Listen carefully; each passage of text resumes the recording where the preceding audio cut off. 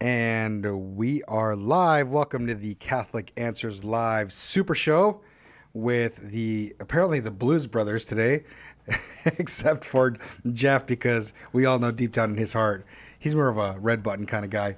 But Don't start that again. Better red than dead. Don't bring us back. All right, today with me we have, of course, JeffCam, and we have Thomas the TikTok Engine. What's up, gentlemen? How's it going? Hello. It's going fantastic. Good. Well, I want to say happy coming up on 1 year anniversary of Pope Leo, because next year, somebody's audio is on, by the way. Not me. That was mine. Look at that. It wasn't going to be the IT guy's audio. I call you out, and it was all me. Tomorrow is going to be the 1 year anniversary of the election of Pope Leo. It's tomorrow already. Can you believe that? Boy. Already 1 year? I can. That was actually one of my first events here at Catholic Answers. Wait a minute, really? Yeah. When were you hired here? The end of March last year. So it was like a weekend or something like that, and then Pope Francis died. Whoa, and then, okay. a real early memory was us all gathering in the library because the smoke had gone white, was it? White smoke? Yep, white smoke. Did I tell you about my experience with that? Because obviously nobody knew who Robert Cardinal Prevost was. I remember sitting in the library, sitting next to Todd, and then when they mentioned Prevost, Todd says, "What? Prevost, really?" And he gets up and he walks out, and I'm like, "What does that mean? I don't know what that means. Tell me how to feel. How am I supposed to feel about that?" Yes, it's been 1 year since that very confusing feeling, but it's been a year, which is kind of crazy to think about, and a lot of things have happened since then. And I mean, been at least 7 or 8 objects thrown at him just in the Pope mobile while he's. Oh, seriously? Yeah. You don't scroll Twitter as much as me, so you're both happier and less informed about this. Okay, I got to hear about this. But it was like for a month or two, and even longer. There was always something about someone threw a plushie of Pope Leo at him while he was driving on the Pope mobile. Someone threw a jersey at him, and the number of jerseys that people have, sports jerseys that people have given to him, and the fact that he was American from Chicago, and so both Chicago baseball teams tried to claim him immediately afterwards. That was really funny. I mean, should this have been the topic of the show? Like what happened right after Pope Leo got elected? I don't know. Well, I mean, we're going to be talking about what happened immediately after because of an event that happened over the news. But of course. The main topic of this, I want to cover Pope Leo and the whole reaction to this, because everything was everyone was kind of like, what do we do with an American Pope? It was very weird. Throw jerseys at him? Yeah.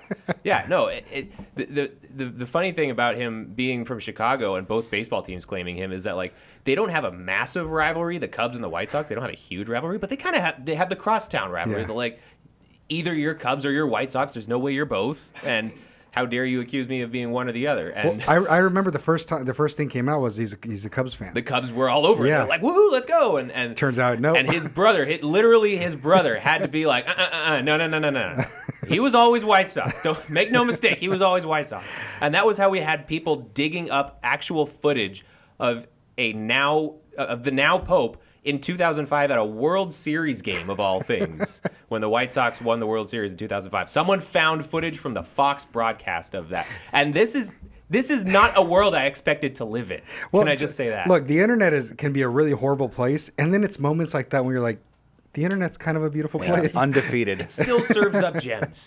Yes, it does. It still does. That was one of my favorite days. Can I just say, that was one of my favorite days working here. What, when they found that footage? Sorry, not that. That was like third or fourth favorite. But Pope Day was one of my favorite days working here because it happened at absolutely the perfect time. Yeah. As social media manager, I was terrified that it was going to happen. You know, it's happening in Rome. I was terrified it was going to happen at like 3 a.m. here, and we were going to be so far behind it. When I woke up, I wasn't going to stay up, all night, every night, waiting for this to happen. So I was terrified it would happen at 3 in the morning or something. And instead, I rolled in on a Thursday, had a 9 a.m. meeting lined up. And then, like, the minute we started the meeting, people in the hallways started, like, ringing bells and stuff and going, bang, bang, bang, bang. Like, turn on the TV, go, there's white smoke. It's like, oh, my gosh, okay, clear everything, clear my whole schedule. And then, like you said, half of us in the library, half of us in the conference room watching the live stream, and just and everyone in the world just hanging on the same moments. And it felt like old school Twitter, where you're just refreshing trying to get any amount of information. Everyone gets the information all at once, and then we react to it. And being the social media person, I just had to be like, what is Catholic Answer's response to every little bit of information that comes out? And most of it was silly. I will freely and fully admit, but that's why it was such a fun day, because the reactions come first and the analysis comes later.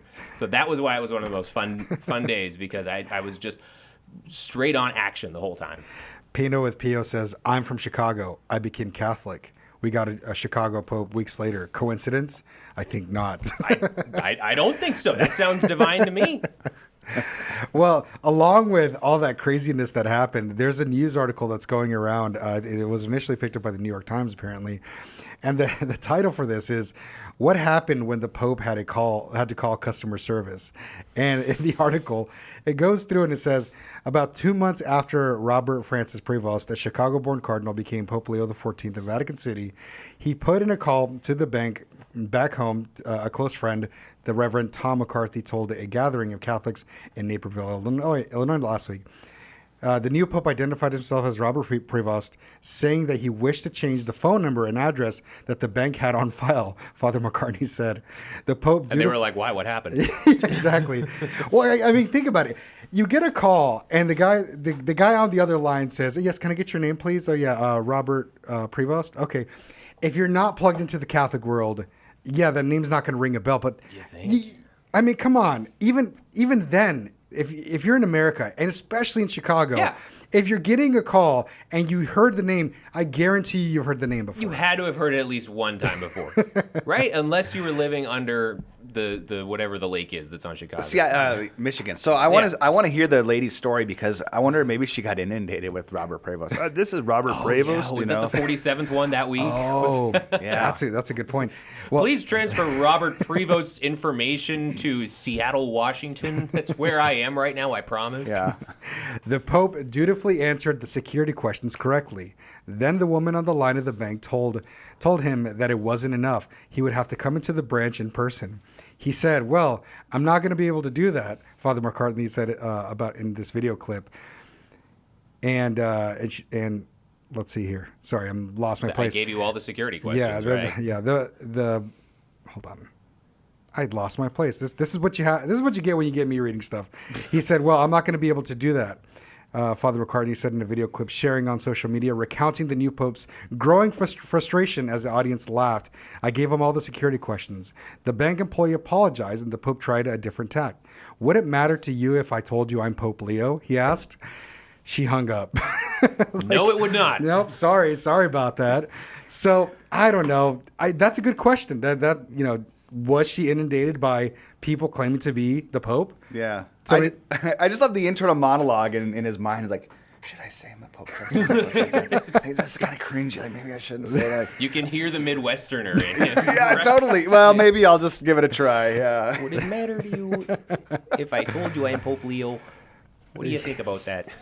Well, but really, how many of them were like, yes, I am Pope Leo. I am living in Nigeria. Please transfer everything to this address. To my Nigerian account. I'm making a visit to Nigeria, therefore I won't be there. Please do. But according to the article, they ended up kind of skirting away from having to fulfill any of him having to come to the bank, because the Pope ended up reaching out to a couple of his priest friends who ended up going to the bank and saying, okay, guys, this isn't a joke. This is actually the Pope. He needs to transfer all that information over. Yeah, the NCR, National Catholic Register article you sent me says the issue was resolved not through the bank's official phone tree, but through the classic Chicago method of knowing a guy. Another priest with a direct line to the bank's president intervened to clear the block on the papal account. Here's what I want to know. If just hypothetically, if the teller did know who Robert Prevost was supposed to be, and they had been getting inundated with these fake callers, how exactly did they expect him to come in, the real one to come in person and identify that? Because they should know the real one's in Rome, right? What was their plan for actually identifying the real Robert Prevost should he decide to call? Was there one? I guess the best tactic was to send in the Augustinians to go in there and clarify it, because it worked out. The funny thing is, Father McCarthy, who gave this interview, he says the very last line of the New York Times article says, "Could you imagine being known as the woman who hung up on the Pope?" That's why we haven't found her yet. I'm just glad that this is the first bank scandal we've had with the Vatican since Pope Leo's been here. Of all things that could go wrong, it was this. Thank God. Yes. My gosh. We don't need a pillar deep dive on this one. Please. Wow. Well, it's always cool when you have stories about the Pope that are not scandalous or in the Vatican. I mean, it just goes to prove that as I've said about printers, so it also goes with customer service representatives. They were sent by God to punish us, to purify us of our faults. Okay, I'm going to go on a tangent here. You know what also has been sent to purify us is two-step verification, authentication on everything. And I'm looking at you because you're the IT guy. I know you're looking at me because I'm the IT guy. I know it keeps us safer, but I just can't stand it because I lose my phone and then I can't get into anything. So maybe losing your phone is the purification. Or the two-step authentication verification system. You know what I hate is that it's not two-step anymore. Ever. It's like 5-step. I get logged out of my Facebook account. I have to log back in. Then I have to approve an email that tells me I'm back in. And then it sends me a notification saying this is a new device. Even though it's the same device that I've had for 4 years and I'm logging in on it again, somehow it thinks it's a new device. And then I have to say, okay, that's a new device. And then it sends me a text message and I got to put the text message code in there. And then what I'm saying is I better have like 2 minutes of purgatory and then be done. And thank you for joining us in this episode of What Gets Under Thomas's Skin. The 4 things that make me crash out. The one that's not like baseball related. Don't even get Well, apart from that, I kind of wanted to reflect a little more on Pope Leo's legacy so far and the things that he's done.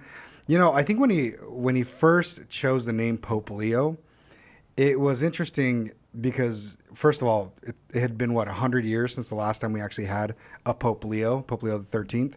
And I remember when the first article started coming out of, you know, Pope Leo being known as the Pope who was for the working man. And, you know, what was the document that Pope Leo XIII came out with? Do you remember the name of it? Oh, yeah, Rerum Novarum. Rerum Novarum, yeah. That's right. So on the working class. On the working class. And then now we have Pope Leo in really the beginning of the age of AI when it's becoming more and more popular.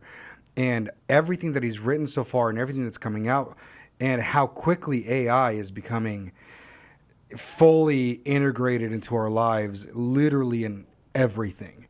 And so it's interesting how he's taking this new age of man and how we're functioning and kind of taking that on. I do remember there was some speculation at the beginning of his pontificate when he took the name Leo to that effect. Like, is this a new moment in history where we need to reconstruct, or not reconstruct, but formulate again Catholic teachings on the working class in a new age of new technologies. Yeah.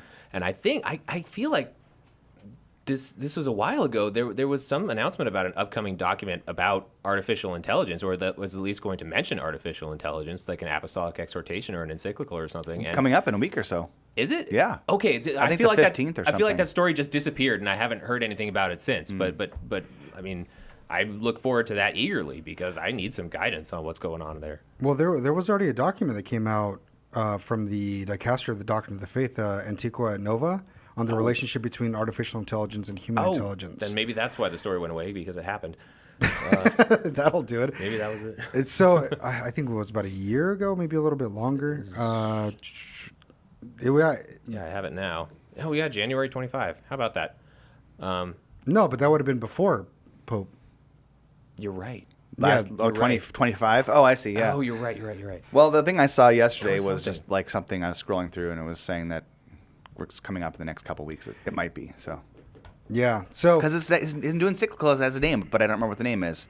Yeah, so it's like Wonderful Humanity or something. If it's an encyclical, that's different from a document from the Dicastery. So maybe this is from the horse's mouth, so to say. So, but I mean, May 15th. Sorry, May 15th. Pope Leo's first encyclical due on May 15th. That's from the Catholic Herald. So yeah, in just a little bit. Okay, in a week. Provisionally titled Magnifica Humanitas, set to address artificial intelligence, international peace, wonder why, and what the Holy See describes as a crisis in international law. Interesting. All right. Wow. So a year and we get his first encyclical. So that's going to be exciting. Hopefully some good things coming out of there. Yeah, hopefully maybe he'll tell us what his preferred AI agent is. Maybe the one that lets him log into his bank. Yeah, not Justin from Catholic Answers. Hey, if it's Justin from Catholic Answers, then please, Holy Father, come on Catholic Answers Live and tell all the faithful why. I mean, that doesn't seem like too unreasonable, right? I've always wondered this. He's has to be aware of Catholic Answers. I mean, if he has his pulse on American things, then I'm assuming he has to know about Catholic Answers. Who knows? He might actually be watching the Super Show. I highly doubt it, but you just don't know. He knows about Respuestas Católicas, right? He actually started using that resource before he left Peru. You know. Yeah. Yeah. The other things that I think are notable about the first year was his visit to what once was Nicaea, in the 1700 year anniversary of the council. And I remember when that event happened and they went to basically the ruins of where the council happened, and the reciting of the creed with the Bishop of Constantinople, or the Patriarch of Constantinople, that's right. was such a pivotal moment of like, all right, there's hope here. And then I log online, and then it's like, okay, never mind. Don't. Critical mistake. You know the situation. Oh goodness. Critical error. Yeah, no kidding. I don't know what has stood out to you guys about Pope Leo so far. I think the fact that he has not tried to comment on anything and everything all at once. He seems to be pulling back on the temptation, I think, to give the media something at every moment. And I don't think I think our previous Holy Father, Pope Francis, could have been worse in that regard, but I feel like that was one of his faults. I think a lot of us would agree. He spoke off the cuff a little too much, a little more than we would like to. And I think Pope Leo learned pretty early on. I think he did. Yeah. I think he did, because there was one or two times where he seemed to do something similar, and then he stopped. Yeah, and then he stopped. Well, he still will answer people on the airplanes. He will still talk to the press outside the Vatican, but it's been a lot less. I think it was like within the span of a week where we had it felt like it was every day we had a clarification of the clarification, because he made a comment. I don't remember what it was about.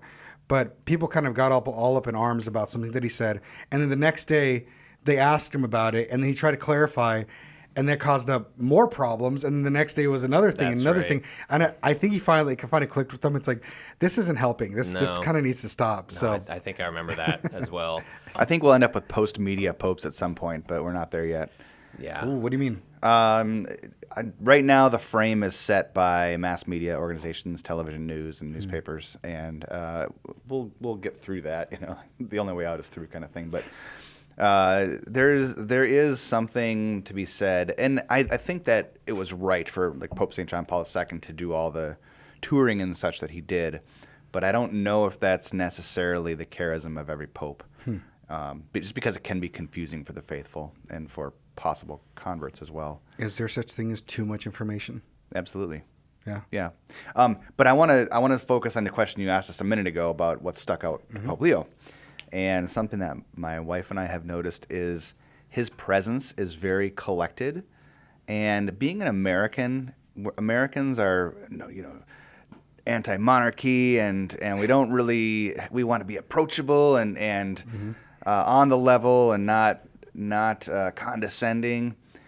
I think he's done a really good job of having a sort of regalness about him that is, again, not a natural American thing, but he just does it well. Like, you see him in a picture, he doesn't have a big American grin, which I would. Right, if I was Pope. He's got the little Midwestern pursed lips. He's like, So you can spot those for sure. Yeah. But he also does just have a simple, just kind of a resting, peaceful, gentle face, and in that sense, he looks. I think he acts like the father of Christians around the world, and that's a really good thing. Yeah, it's like it's a calming decorum.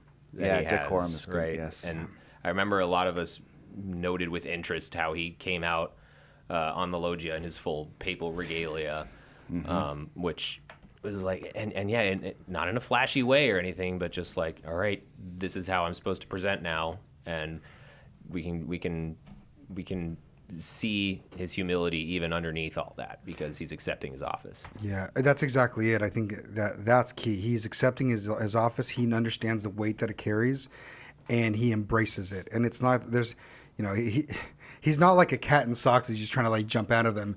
He's sitting there. He's present. And even when you see him shaking hands with people and people who come up to him and kiss his ring, you can see that.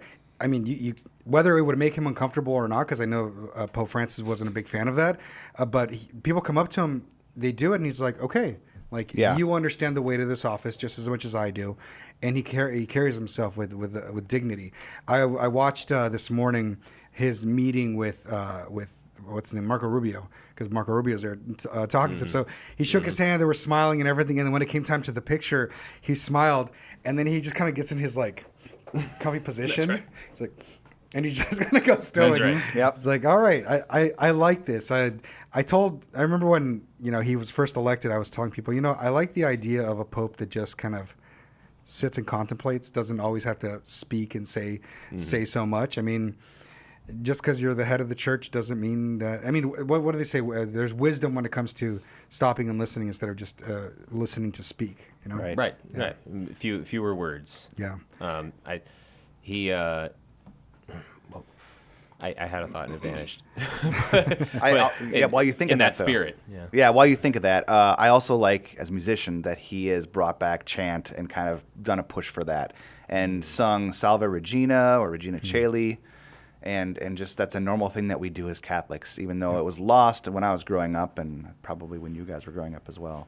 Yeah. So it's good to see that return. Yeah, absolutely. Mr. B says it was cool watching his Africa tour, which is kind of cool. Brandon Manderson says... an extremely handsome fellow.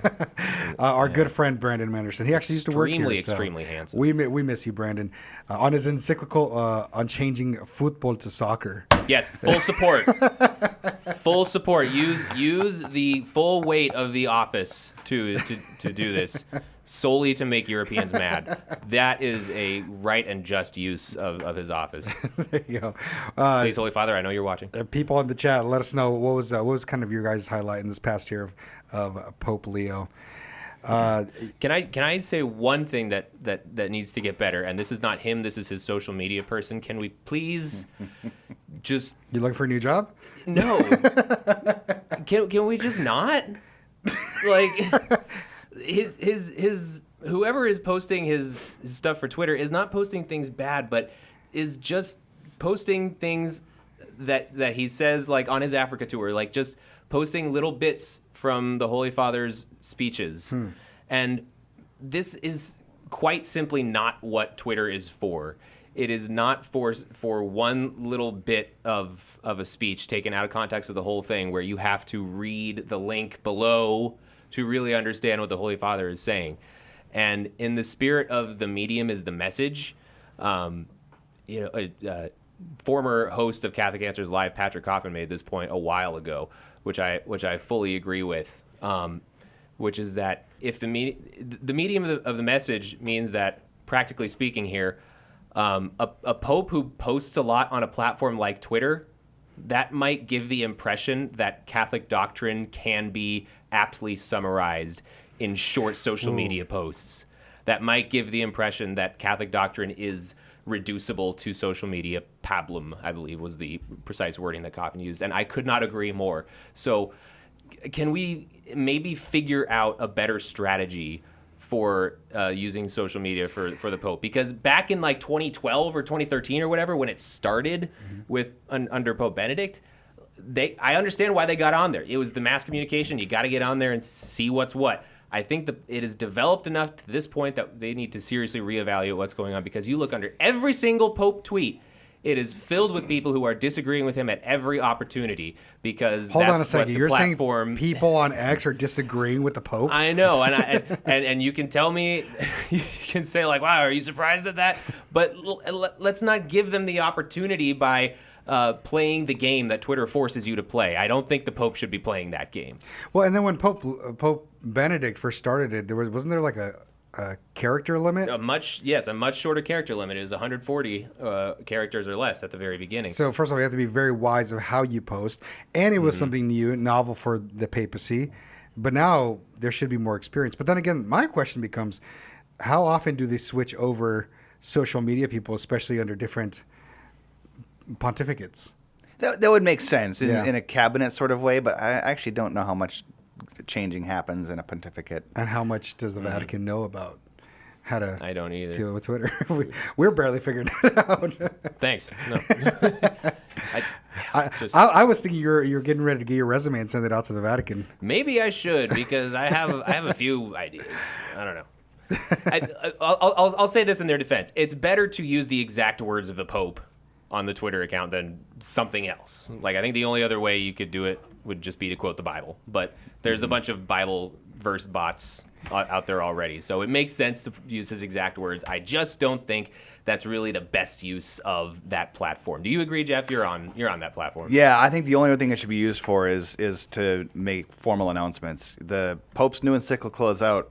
Link in the first reply. Something like that. And maybe his special intentions for the month. That's great. Yeah. Things like that. But doctrine should not be crammed into the box of this particular medium. I think it needs to stay in its most in its most proper medium. That's my rant for the day. That's my second rant for the day. Man, we're on a roll. All right, perfect. Well, any other thoughts on Pope Leo and his any highlights? Anything else you guys want to mention? No, we're good. All right. Well, look, it's May. It's starting to get warmer, although you can't really tell here in San Diego because it is usually perpetually warm and sunny. But it's starting to summer's right around the corner, which means I want to know your guys' top 5 picks for summer movies that you would recommend to people. Summer movies. Can I ask you a very TAC question? Oh boy, What makes distinction? It what makes it a summer movie? Okay. What is that? Not a Christmas movie. I like or a that. Halloween movie. I like that. So Die Hard can be included because it's depend- not a Christmas movie. It depends on how you define Christmas movie. How's that for some TAC? A very TAC answer. Yeah. Thank you. All right. Well, let's see.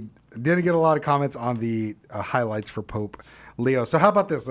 For the chat as well, give me your top 5 recommended movies that you would recommend somebody watch during the summertime. So I figured out of all 3 people, the one who actually requested this segment needs to start. So, JeffCam, Are we going 1 through 5, or should we each take turns? One? No, I want to do. Let's start with number 5. Your number 5 pick. My number 5 pick is this is a good sunshine film.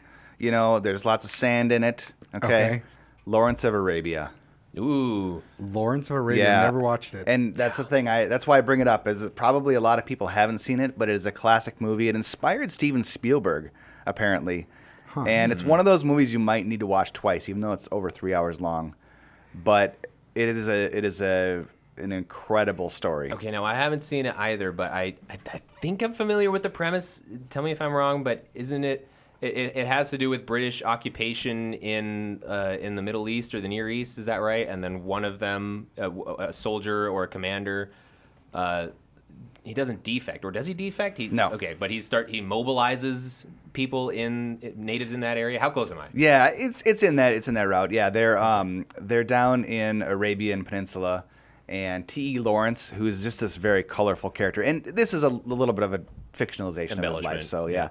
But he's trying to get support so they can come up to attack this port city, but from the desert instead of from the Mediterranean, I think it is, or wherever the water is. And so he's trying to unite tribes. These are Arabian tribes that have had disagreements for generations. And there's desert, there's camels riding. You know, there's these tents with these incredible people. And it's such another world.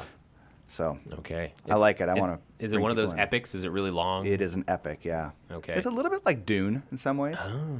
A little bit. Okay. I'm going to sound very shallow in this, but I'm going to let you go. I'll go last. Oh, all right. We can move around. I didn't rank these in any particular best to worst or whatever. All right, so no ranks. But I don't know when I thought of summer movie, I could have just done 5 baseball movies, but I decided to keep it to one. All right. And that's the perennial one. That's The Sandlot. That's the summer movie of summer movies. I think that because it's kind of amazing how they got away with just making a movie out of vignettes. There's only the thinnest of plot lines running through the entire thing, which is the main character, the kid. I can't even remember his name. That's terrible. But it's about him moving into a new neighborhood and then making friends. That sounds kind of droll when you think about it, right? But they managed to weave such a colorful pastiche of narratives and boyhood memories and coming of age. They managed to pack all that into one cohesive feeling film that, when you really think about it, is what summer was like as a kid, right? Summer as a kid was just moment after moment after moment of stuff that was not school, and that was great. And it all revolves around baseball, and that's what makes it, in my mind, one of the best summer movies, because summer is synonymous with baseball. You like baseball? Right? I don't know if it came across. I don't know. The first thing you mentioned about Pope Leo was that was the 2 baseball teams that were fighting over him. That's right. I don't know. I think he might recommend The Sandlot too. I don't know. That's true. Sandlot's a good one. My parents had never watched it, and I made them watch it last summer. And it's funny because, it's now translated into Spanish. My parents mainly speak Spanish. And the Spanish Sandlot. A Spanish Sandlot, exactly. I got to watch that dub now. So they were watching it, and it's really funny because, it's such a lighthearted, fun movie that, my parents have a sixth grade education. They worked hard from like as little kids, and so they didn't. Their childhood was kind of lost on them, unfortunately.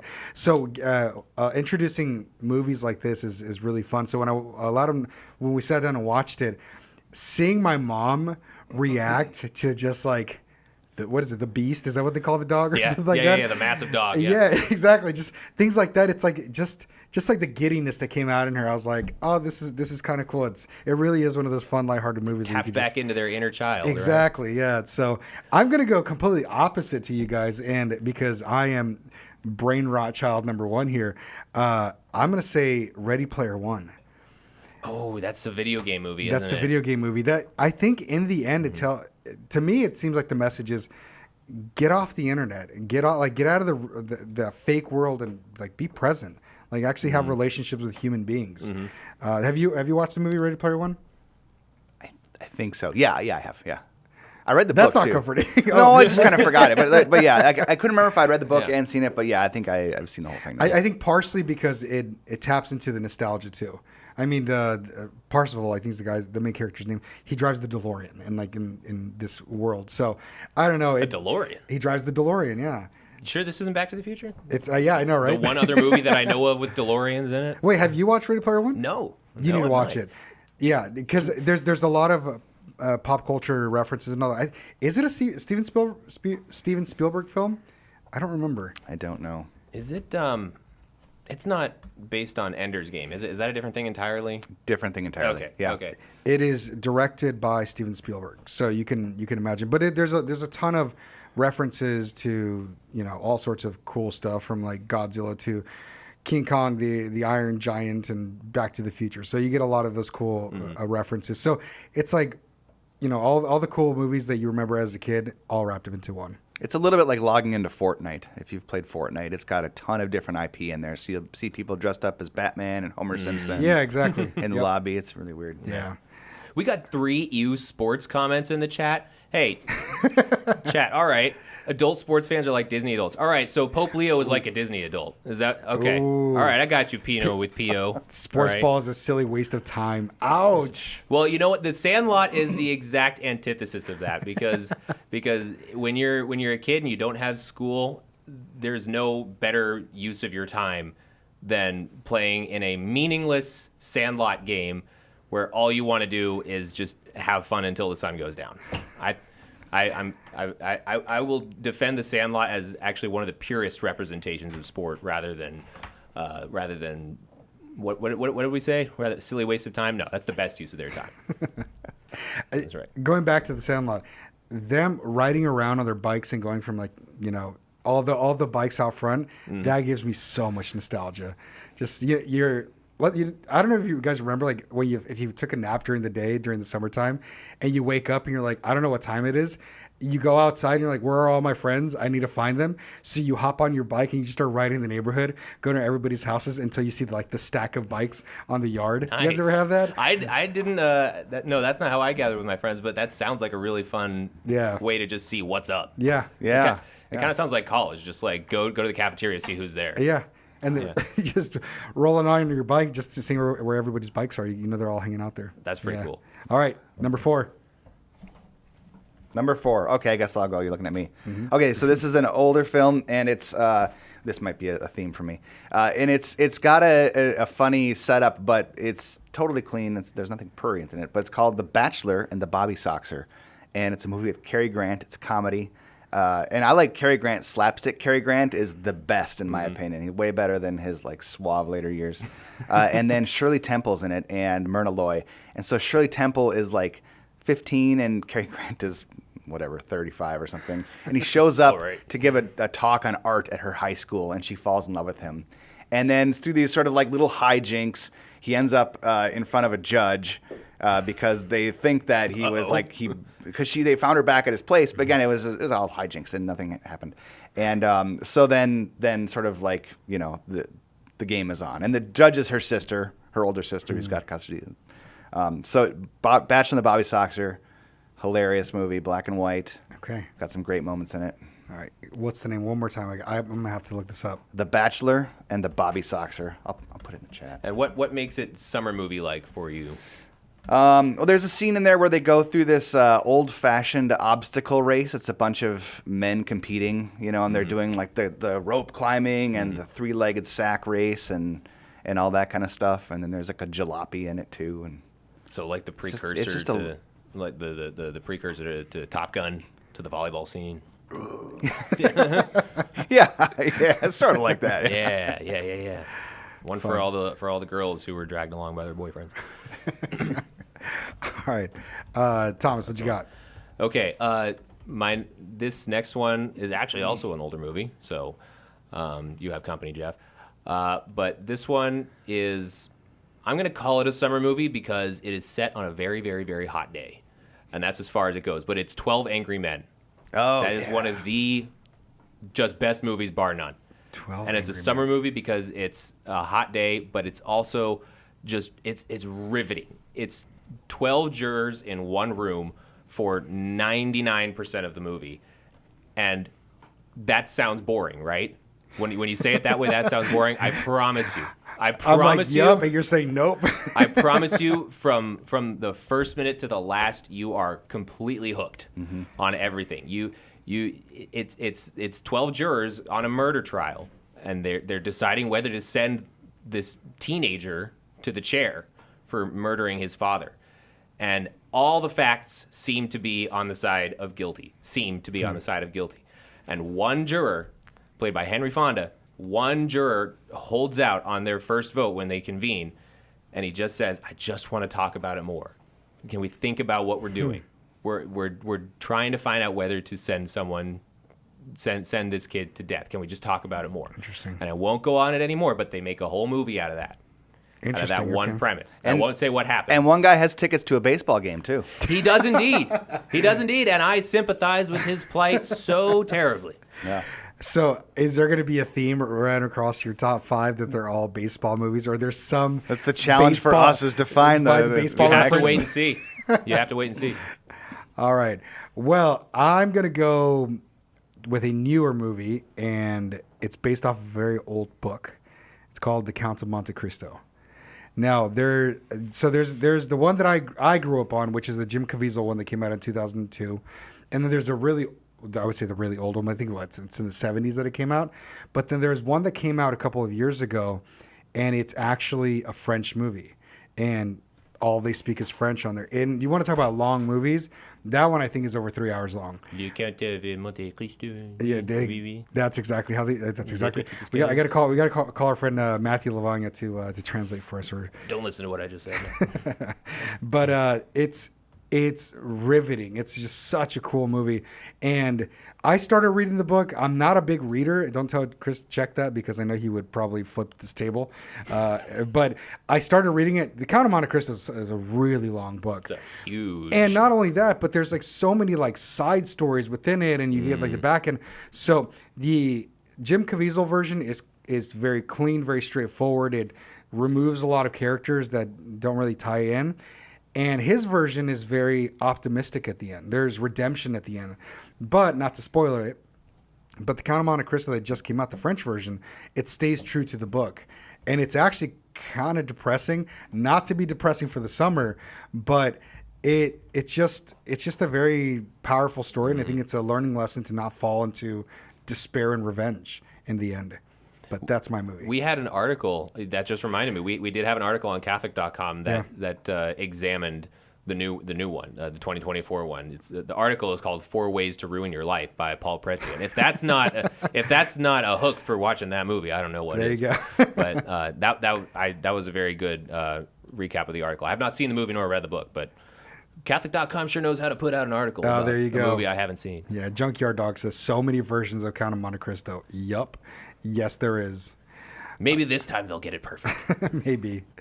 All right, number 3. What do we have, Jeff? Okay, let me see here. Oh, yes. Okay, so this one is one I just watched this last week, and I mentioned it to you, so you're probably already figuring out what it was. Yep. And I don't know how it's. Maybe the next one will tie in together as summer movies, but it is The Man Who Shot Liberty Valance, which is a fantastic Western movie. I had never really known much about it. I first saw it this week. It's got Jimmy Stewart when he's older and more distinguished and called James Stewart. Oh, this is James Stewart. Yes, yeah, and then John Wayne is in it as well. It was produced in 1962, so they could have done it in color, but they chose black and white. Interesting. Which is which is very good. Something I like about westerns is they often have beautiful vistas. You know, the mountains in the background and the outdoors. Mm-hmm. This is not one of those movies. No. All right. It's a movie about kind of like law and force, and how do we ensure the bad guys do the right thing when the law is maybe looser. So. I really enjoy it, and my kids enjoyed it. We all watched it together. Fascinating. Yeah. The movie poster says, "Together for the first time, James Stewart, John Wayne." That was a big deal back then, I suppose. Huge crossover. That's the... I'm glad that you tapped into the proper way of reading it. Thank you. The Man Who Shot Liberty Valance, and the masterpiece of 4-time Academy Award winner John Ford. Can I tell you, that's exactly what I imagine a baseball announcer sounded like back when Babe Ruth was playing. 2 outs in the inning, Ruth up at the plate. There you go. Pointing his bat out at center field, he seems determined to hit it over there. Do I have a new calling? I think you do. I think I do. By the way, do you know why they're called spaghetti westerns? Yes. Do you know the lore behind? Do you know behind that? It's because, and I don't know if this is true of Liberty Valance or not, but back in the day when those movies were all the rage, I believe it was cheaper to shoot in Italy, and so a lot of those desert scenes, like The Good, the Bad, and the Ugly, which I almost put on my list, that's all like shot in like the wilderness of Italy. And what do they eat in Italy? They eat spaghetti, apparently. So spaghetti westerns is why is where that name comes from. All right, didn't know that. A little bit of lore. I honestly had never heard the term spaghetti western. So 2 things I learned today. In the new spaghetti western, we have Babe Ruth making his acting debut. Am I done? You're done. Should I be done? Okay. Yeah. All right. My number 3. Gosh, I really hope Brandon is still watching. Really hope the extremely handsome man, Brandon the Man Manderson. Do I know what's coming? Is still in the chat because he's going to be over the moon with this next pick. Because my next pick is Hot Rod. That is. Oh goodness. Again, the summer connection is tenuous. Hot Rod. But also my memories of this movie are inextricably linked to the summer because our good buddy Brandon is the biggest Hot Rod fan I know. And that's saying something because all of his friends are huge Hot Rod fans as well. But Brandon's birthday is in the summer, and almost every time that I almost every time that at his birthday party we watch Hot Rod because it's his favorite movie. And for good reason. It is relatively clean for a modern comedy. It is relatively clean. There's some language. It's not totally family friendly, so don't watch it with kids. But for a modern comedy, it's pretty darn clean, and it is just chock full of one-liners that you'll be repeating that will completely infect your vocabulary for the rest of it. Man, pools are perfect for holding water. And Cool beans. Cool beans. Cool beans. Cool beans. This is the big one, boys. This is the one that brings us back. It's the most lovable, stupid character that I think I can recall. Like, you know how Will Ferrell does his like really, really stupid guy comedy, and it grates. Wait, he's in it? No. Sorry, I just mean in general. Okay, I was gonna in say, general, Will then I won't Ferrell's watch it. really stupid guy characters, they can be funny, but sometimes they can get a little grating after a while. But why is his name? Is it Andy? Andy Samberg. Samberg, yes. Andy Samberg plays that to perfection. to the guy who we root for because he's utterly sincere in everything he does, and also he's just a giant idiot at the same time. But he's sincere, he's pure of heart, and he just wants to raise enough money to save his stepdad's life so that he can beat him up. And if that doesn't warm your heart, then I don't know what does. But Hot Rod is my third pick. Brandon Manderson says Edgar won't understand. And He won't until he sees the movie. Completely understand. And you are completely correct. I refuse to watch this movie. And one summer, Brandon, we are going to kidnap Edgar and tie him to a chair and force him to watch Hot Rod. Well, every time they've mentioned hanging out and the words Hot Rod come out, I'm like, all right, guys, can't make Edgar it. Sorry. he's just the meme of the guy who goes and then disappears every single time. Yeah, refuse. Anywho, moving on from that. My number 3, My Cousin Vinny. I mean, come on. You guys are naming so many classics that I need to cross off my list. Have you not watched it? No. So I will tell you this. I didn't want to watch this movie. And my wife said, you have to watch My Cousin Vinny. It's really great. She loves comedies. I'm not much of a comedy movie kind of guy. I just don't find them that funny. So she said, you have to watch My Cousin Vinny. So we ended up sitting down and we watched it, and it's actually really good. It's actually a really fun time. And I don't know, the whole dichotomy of a New Yorker in the South in this courtroom is just fantastic. And then when I found out it's the kid from the Karate Kid, I was like, all right, this sounds okay. And then what's his name? Joe Pesci. Joe Joe Pesci. Pesci. Welcome to the Joe Joe Pesci Show. I'm Joe Pesci. Yeah. We have impressions all around. I love it. So what makes this a summery movie to you? I just think I don't know.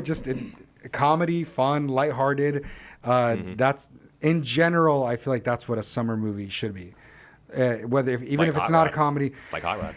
Yeah, well, let's not talk about that Selling one. it to you. But summer movies, not including obviously within my list, The Count of Monte Cristo, but it should be fun, lighthearted, a bit of a spectacle. You're just like you can kind of shut your brain off and just sit back and enjoy. Yes, I know. Yes, I know. Hot Rod, I get it. But A movie we could mention. and I think that's where My Cousin Vinny falls for me.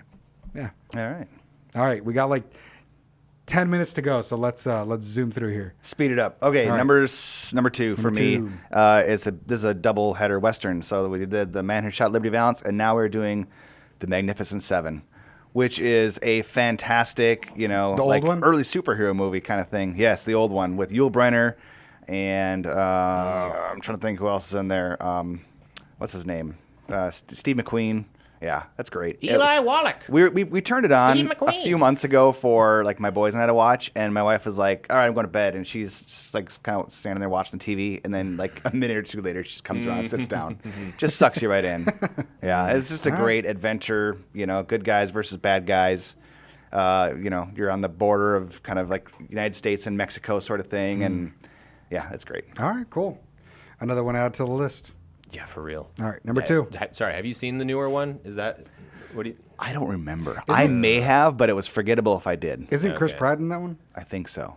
And like Denzel Washington, I don't think I have. Christopher Pratt. I don't think I've seen it, but the original one is so good. Like, Okay. just start with that, and if Yeah, you want to yeah. watch the second one, great. But Okay. Okay. My number 4 is in this one I took summer movie to mean great, grand, sprawling, epic, something that like you should put on a projector in the backyard and kick back under the stars for, and that's Ben-Hur. Ben-Hur, the original Ben-Hur with Charlton Heston, which is normally a Passiontide movie for me. That's like that. I usually watch that around Holy Week, but I would just as soon just dedicate an entire Saturday evening to sitting all the way through Ben-Hur. And I needed a biblical epic on this list. It wouldn't be a worthy Catholic Answers list without it. But one of the best depictions of Christ on screen in any movie I've ever seen, and you don't even see his face. And he gets maybe like 3 minutes total of screen time out of like a 2.5 hour epic. And it's still one of the best, most moving depictions of the Passion from the perspective of an almost totally unrelated individual who goes through hell and back and is motivated by revenge all the way up until crucial scene. So I could not recommend Ben-Hur enough. After I saw it in high school for the first time, I was like, I got to watch this every single year. And I have almost stuck to that. This may, you may lose, respect for me, but I actually have no idea what Ben-Hur is about. I have no. That's okay. That's okay. That means you're one of the lucky people who gets to go in almost blind.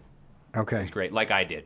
All right. For the longest time, there was something floating around in our office. Somebody donated a piece of the wood from a chariot and a piece of like one of the chains. Oh, that's right. From the new version of the Ben-Hur movie. So that's right. It's somewhere in this office. I don't know where we left it, but it was in my office for the first year because I'm like, I don't know what to do with this. This is clearly like, memorabilia from this movie. And then I walked around. I was like, hey, is this like pretty valuable? They're like, the movie wasn't that great. It's like, oh, okay. Yeah, I have yet to see that one. I was excited when the trailers were coming out, and then the reviews were lukewarm for it. So I was like, maybe I won't ruin the good one. I did watch a bit of the trailer the other night of the new one, and I saw that Jesus was in it, but I don't really know what else is in it. Just, yeah. Anywho, but. Definitely go in blind, watch the Charlton Heston, and set aside a whole evening to it. You and I have young kids. You know, like it's extremely hard to watch a movie all in one sitting, but plan out the time and do it because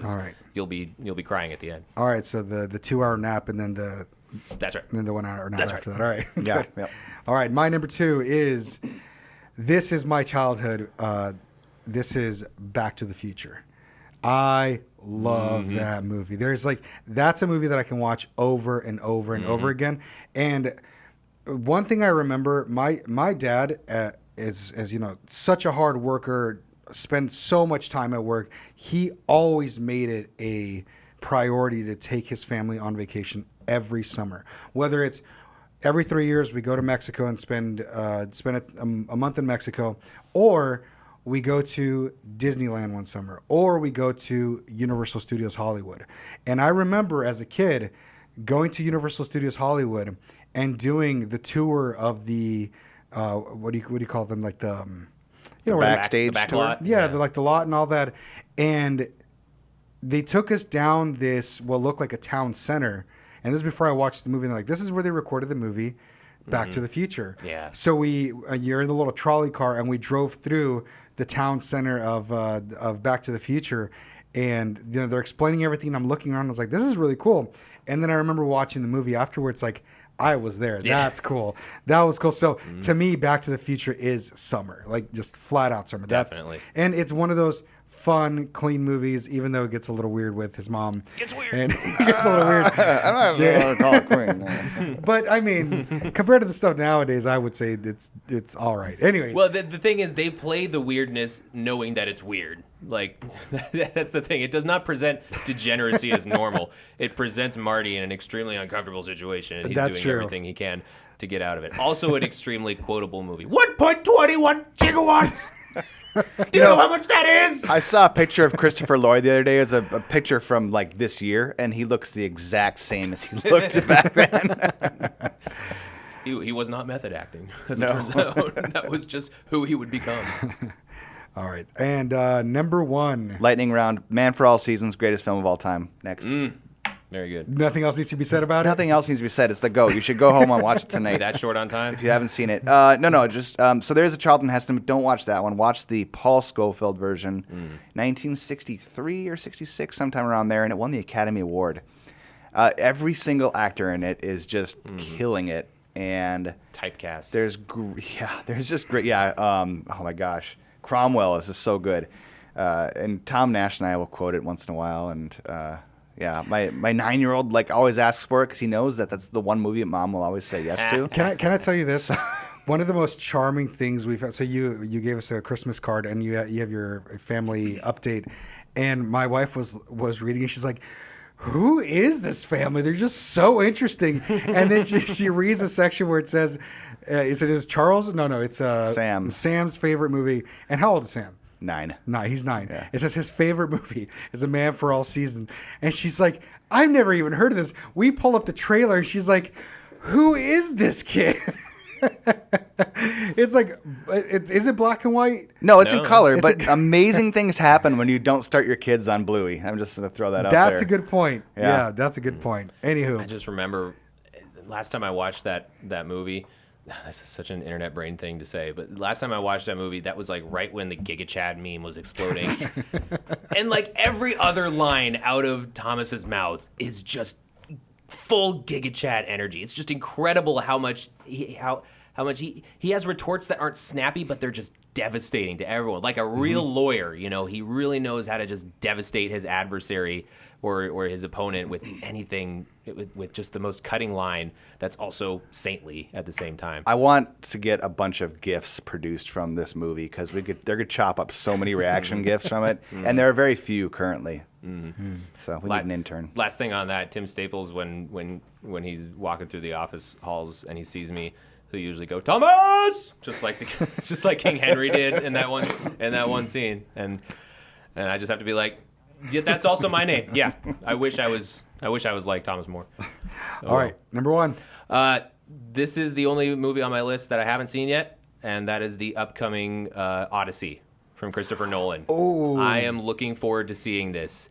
I've not seen the trailer yet. I want to go in knowing the least I can. There's chatter about it online. People are finding reasons to not like it already. But I'm putting my faith in Nolan to make a really, really bang up adaptation of an epic. He's one of the last handful of like epic filmmakers right now, and he has hit way more than he's missed, in my opinion. Tenet, I still have no clue what that movie was about. Nobody does, let's be honest. Everything else has been good to incredible from him. So I think there's few filmmakers I would trust more to try to bring Homer to life. So you haven't watched any of the trailers? No. Can I just mention one thing? Okay. Agamemnon is Batman. Is it Bale? Is he Christian No, Bale? No. Oh, okay, Pattinson. okay.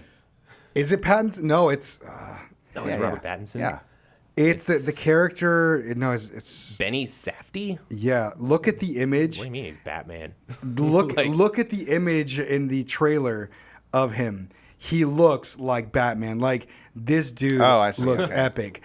I would say that's cheating because you haven't watched it, but I am looking forward to that one too. I'm so excited for that. Yep. Yeah, there's Yeah. been a bunch of anti-Nolan stuff floating around X lately because Whatever. people are, this is my edgy. I actually don't like him. Yeah, no, whatever. Nolan's great. I enjoy his movies. For Well, the most part. I think we're all Nolanites, aren't we? More or less. More or less. Sure. Except for Tenet. I have not. I like Tenet, but I haven't seen Oppenheimer yet. So It's good. It's just I can't recommend it in good conscience because of the unnecessary nudity. But Yeah. besides those two Truly scenes, unnecessary. if I can do it on ClearPlay, I'll do that. yeah. Besides those two scenes, Clearplay. it was really good. Free shout out to ClearPlay. all right. And my last one, and I'll do it very quickly. It has to be one of the greatest movie of all times, Forrest Gump. I'm sorry. It's just, it's. Well, what? Am I wrong?